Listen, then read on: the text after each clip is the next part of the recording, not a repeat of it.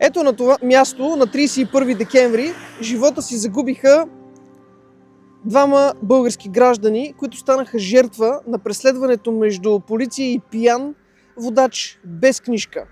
На отсрещния остров само преди 4 години жертва на пътен инцидент за малко да не станат семейство Пенкови, които също биват пометени от пиян, дрогиран водач без книжка и с фалшиви регистрационни табели. Очевидно проблемите с безопасността на движението по пътищата в малките населени места не се свеждат само до пътни знаци и пътна маркировка, а се свеждат и до поведението на хората.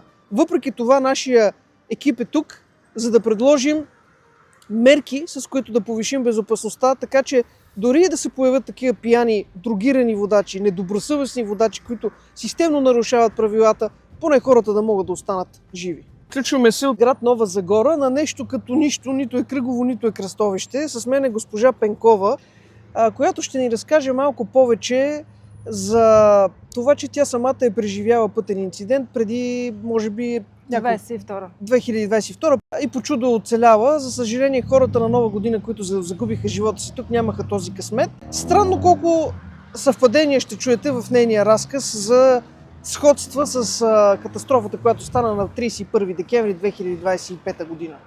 Да ни разкажете няколко думи. Здравейте и от мен. 22 година, 2 декември. Идваме от Сливен на зелен светофар. Тръгваме, въртим кръстовището и излизаме в този изход. Това беше посоката, в която трябваше да тръгнем. Тук сме пак на зелен светофар и идва водача от посока Стара Загора, гонен от полицаите. Само 2 секунди след това пристигнаха полицаите. По същия начин пиян шофьор, дрогиран. Освен това няма книжка, отнета е, няма гражданска отговорност, с чужди табели на автомобила. Гонен от полицаите, минава на червено и ни блъска. По чудо оцеляхме. Колата е тотална щета.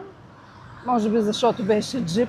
Това беше късмета нашия и Божията воля. Това, за което госпожа Пенкова ни разказва, се случва само на няколко метра тук, ето там на отсрещния остров.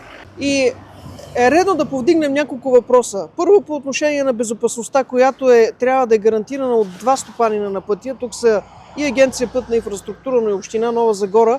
И не на последно място тежкия проблем с пияни и дрогирани водачи, които системно, масово нарушават закона за движение по пътищата и предизвикват тези трагедии по нашите пътища.